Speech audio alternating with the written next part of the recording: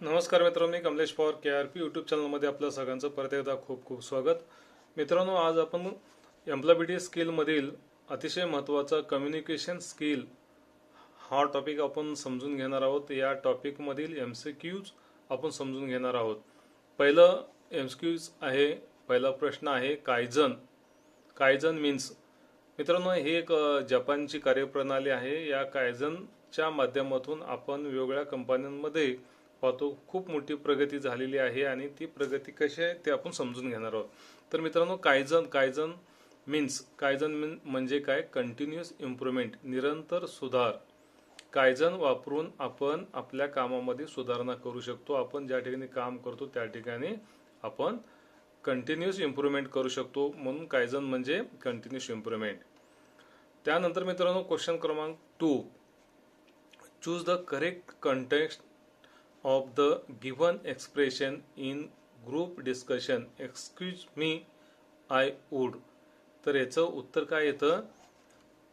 ए, interrupting, बाधा डालना.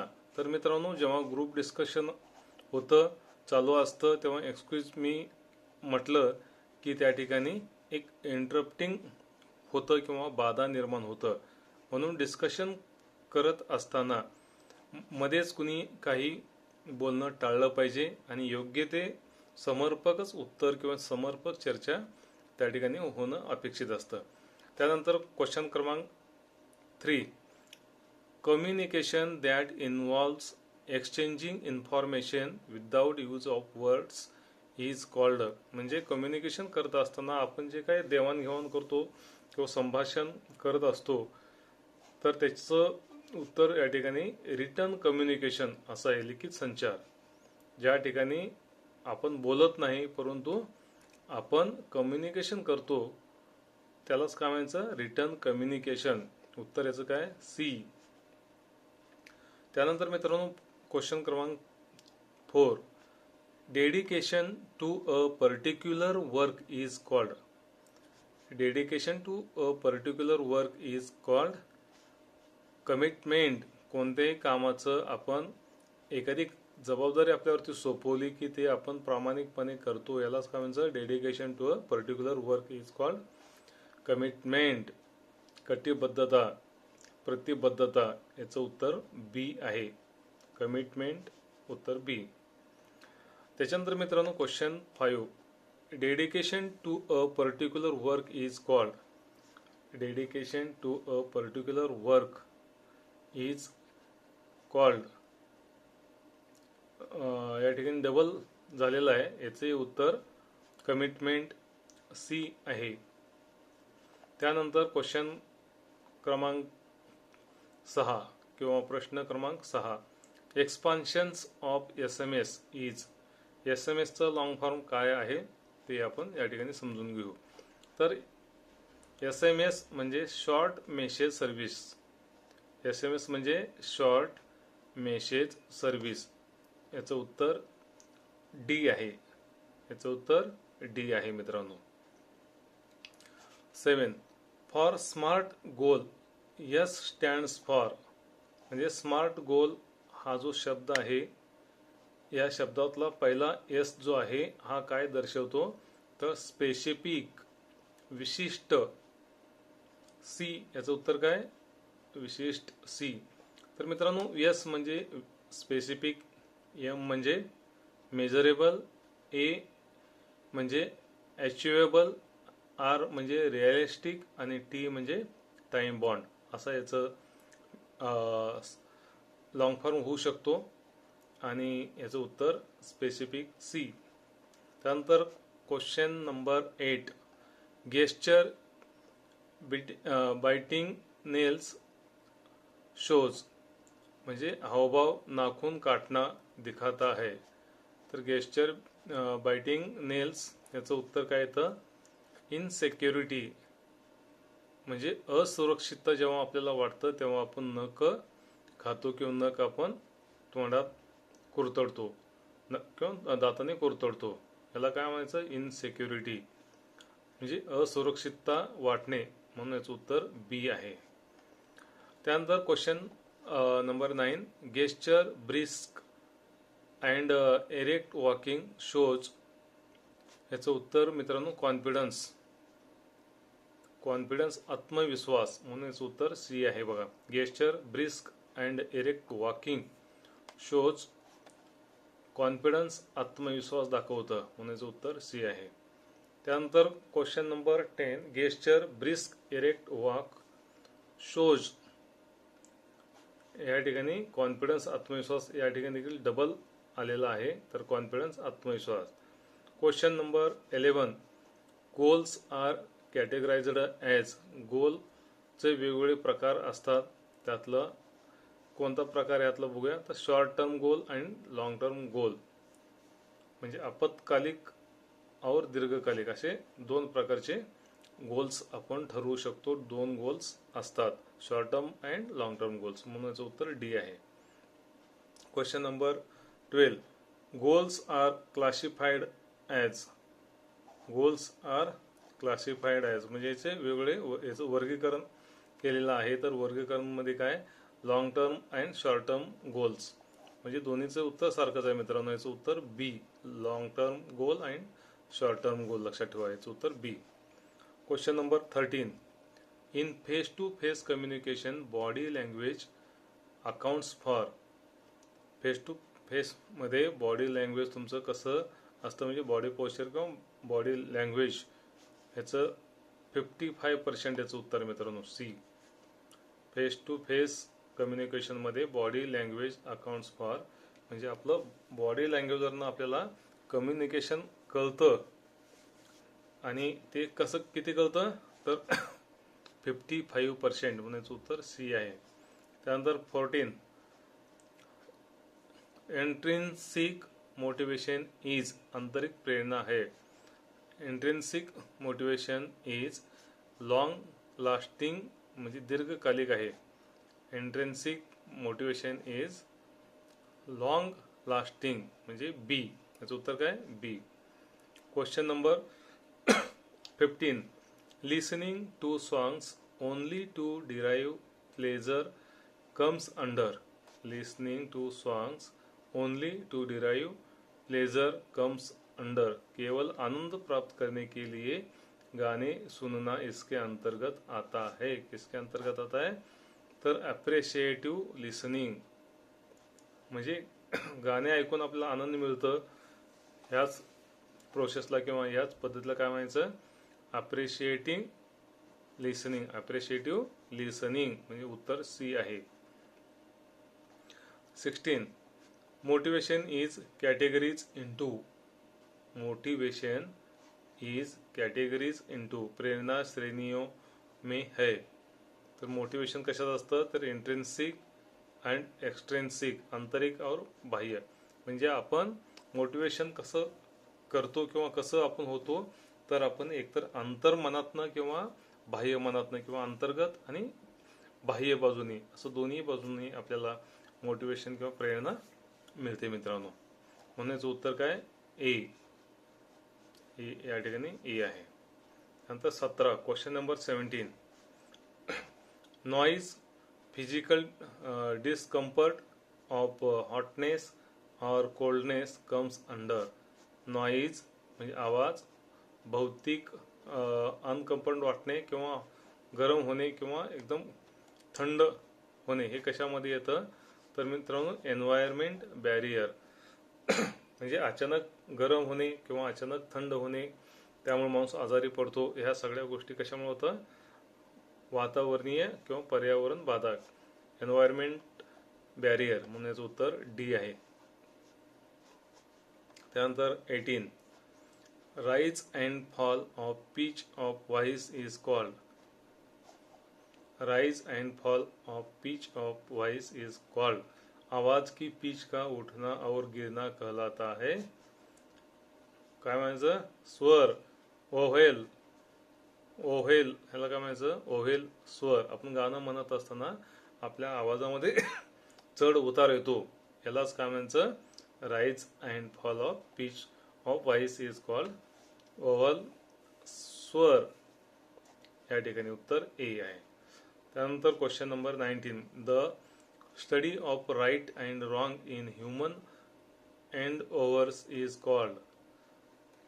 मानव प्रयासों में सही और गलत के अध्ययन को कहा जाता है। The study of right end wrong in human end overs is called ethics. आचार विचार, मित्रांनो मानवाच्या जे विचार करण्याच्या पद्धती आहेत तर यालाच काय म्हणायचं आपल्याला, आचार आणि विचार. चांगले विचार, चांगले आचार म्हणजे सी एथिक्स. हे उत्तर काय, सी. त्यानंतर question number 20, what is a drawback of role playing. भूमिका निभाने में क्या कमी है। What is a drawback of role playing, तर याचं उत्तर काय, डझंट प्रोव्हाइड रियल सिच्युएशन, वास्तविक स्थिती प्रदान नहीं करता. डझंट प्रोव्हाइड रियल सिच्युएशन म्हणायचं उत्तर काय, सी. म्हणजे रोल प्लेइंग मध्ये ड्रॉबॅक कुठला आहे तर डझंट प्रोव्हाइड रियल सिच्युएशन, म्हणजे वास्तविक स्थिती आपण त्या ठिकाणी दाखवू शकत नाही. त्यानंतर question number 21, what should come next after selecting the solution in problem solving process.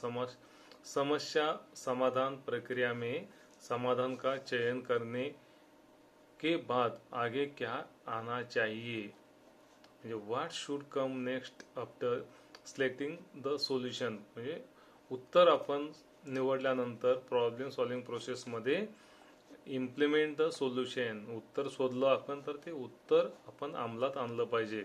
समाधान लागू करे म्हणजे इम्प्लिमेंट द सोल्युशन, म्हणायचं उत्तर काय, डी आहे.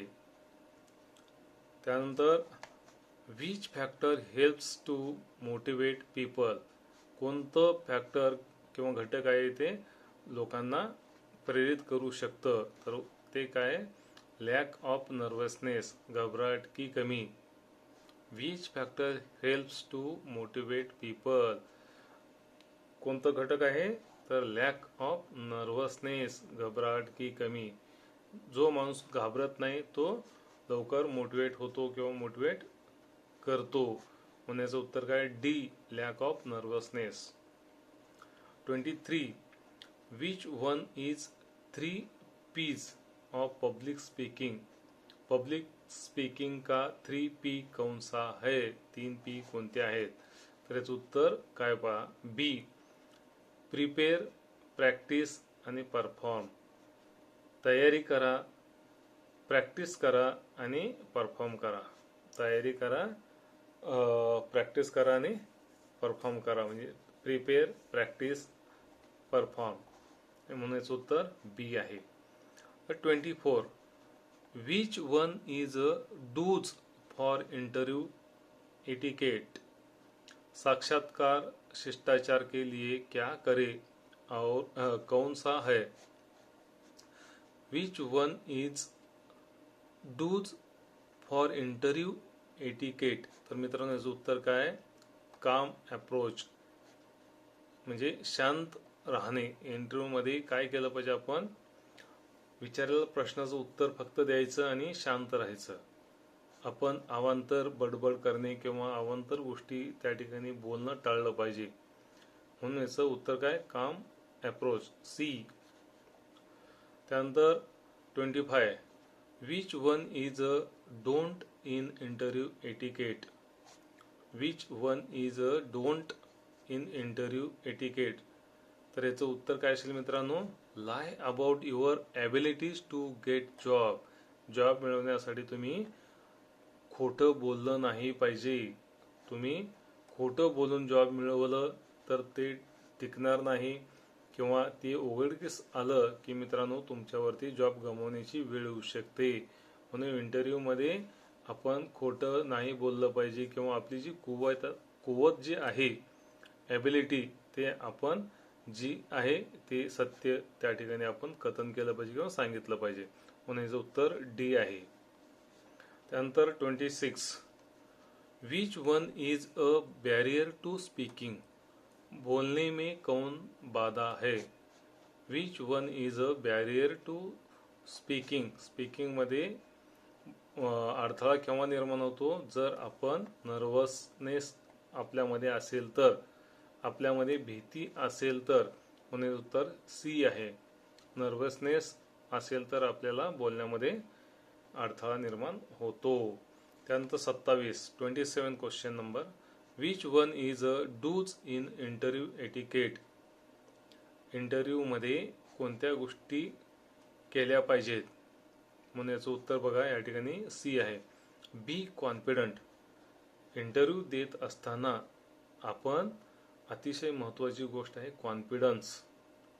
कॉन्फिडन्स ज्याच्याकडे आहे तो मित्रांनो इंटरव्ह्यू क्रॅक करतो आणि चांगला जॉब मिळवतो. म्हणून त्याचं उत्तर काय, बी कॉन्फिडंट. अपने आप पर भरोसा रखे. बी कॉन्फिडंट उत्तर सी आहे. त्यानंतर 28, which one is a good communication. कौन सा संचार अच्छा है. Which one is a good communication.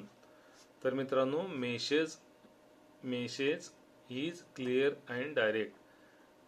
कोणतं कम्युनिकेशन चांगलं आहे, तुम्ही जे निरोप देताय तो निरोप कसा असला पाहिजे, स्पष्ट आणि परफेक्ट आणि म्हणजे काय म्हणतात त्याला, प्रत्यक्षात असलं पाहिजे, म्हणजे क्लिअर अँड डायरेक्ट. म्हणून उत्तर ए आहे. 29, which one is an email etiquette. तुम्ही ईमेल शिष्टाचार कौन सा है, म्हणजे ईमेल शिष्टाचार कोणता आहे, तर कीप ईमेल शॉर्ट.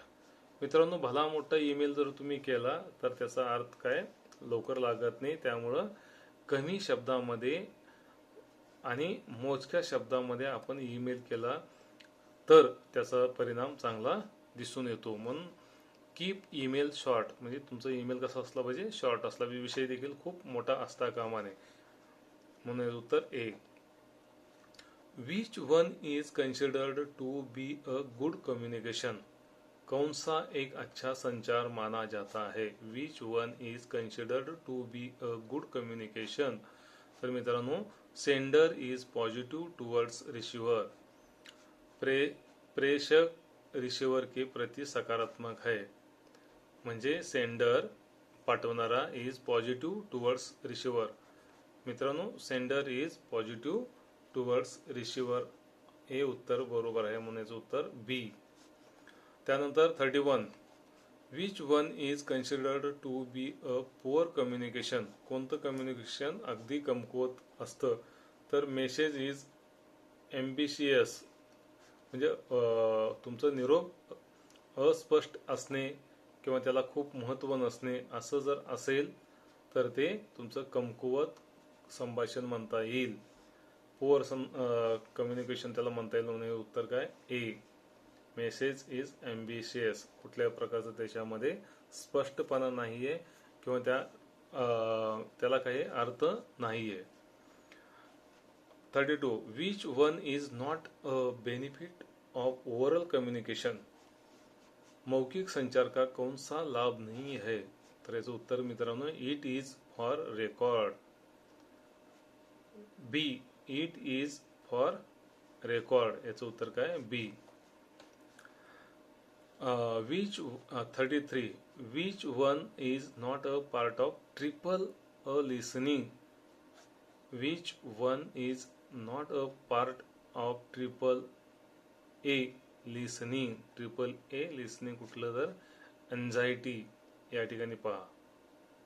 एन्झायटी जर तुम्ही थकलेला असाल तर तुम्ही व्यवस्थित ऐकू शकणार नाही. Which one is not a part of triple A listening. तर याचं उत्तर काय, एन्झायटी. लक्षात. म्हणून याचं उत्तर ए या ठिकाणी घ्या. 34, which one is not an article. Which one is not an article. कौन सा एक आर्टिकल नहीं है. तर याचं उत्तर इन. इन हे एक आर्टिकल नाही आहे. तर ए आर्टिकल आहे, एन आर्टिकल आहे, द आर्टिकल आहे. म्हणून सी हे उत्तर बरोबर आहे, इन. त्यानंतर 35, which one is not N essential characteristic to achieve success. Which one is not an essential characteristic to achieve success. Success मिळवण्यासाठी कोणतं कॅरेक्टर हे योग्य नाही. तर मित्रांनो, अनएथिकल वर्क, अनैतिक कार्य, आपल्याला यश मिळवण्यासाठी किंवा यशस्वी होण्याकरता आपल्याला कॉन्फिडन्स पाहिजे, इंटिग्रिटी पाहिजे आणि कमिटमेंट पाहिजे. परंतु हे अनएथिकल वर्क, अनैतिक काम करण्याचं पद्धत आपल्याकडे असता कामा नये. म्हणून उत्तर डी आहे, लक्षात घ्या. त्यानंतर 36, which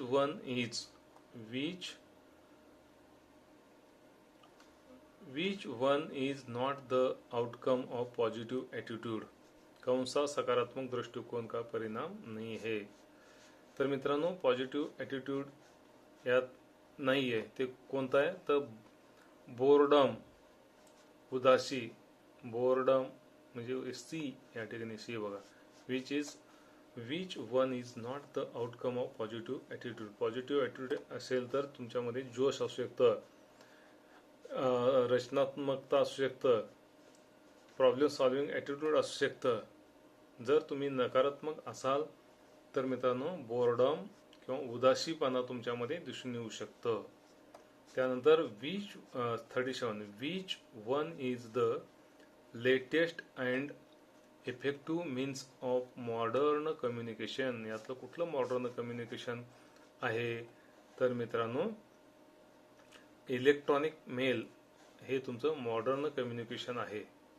electronic mail within second सेंडरकडून रिसिव्हरकडे पोचतं. रिसिव्हर वाचून लगेच तो देखील तिकडनं काही सेकंदामध्ये मेसेज तुम्हाला पाठवू शकतो. अतिशय फास्ट चालणारं कम्युनिकेशन हे आहे आणि परिणामकारक कम्युनिकेशन आहे. मित्रांनो, 37 असे MCQs तुमच्यासाठी या ठिकाणी मी उपलब्ध करून दिलेले आहेत. तर याचं तुम्ही नक्की वाचन करा, नक्की समजून घ्या आणि येणाऱ्या परीक्षेमध्ये याची परिणामकारक उत्तरं लिहा.